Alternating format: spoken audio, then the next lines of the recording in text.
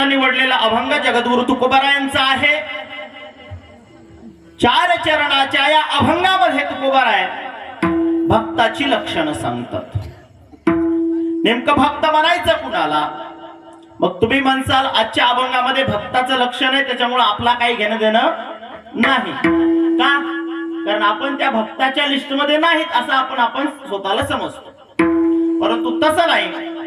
हा अभंग जरी भक्ताची लक्षणं सांगितलेला असला तरीही या जगामध्ये प्रत्येक जण भक्त आहे। लक्षात घ्या, प्रत्येक जण कसा आहे? भक्त आहे। भक्त म्हणजे नेमकं काय? सामान्यपणे व्याख्या, ज्यांच्या अंतःकरणामध्ये देवाविषयीची आवड आहे तो प्रत्येक जण भक्त आहे। जो कुणाला नाही तर कुणाला मानतो असा कुणीही असू द्या तो भक्त आहे।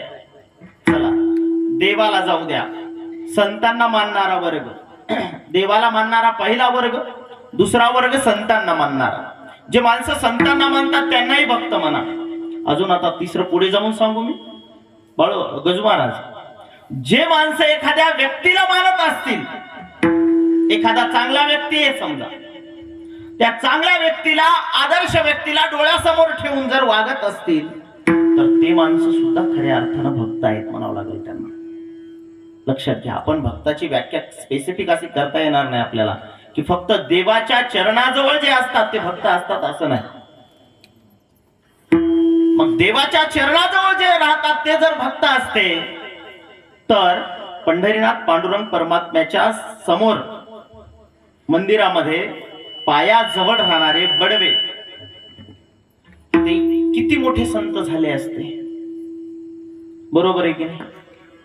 पण देवाजवळ राहतात म्हणजे संत नाहीत ते, किंवा देवाजवळ असतात म्हणजे भक्त नाहीयेत ते।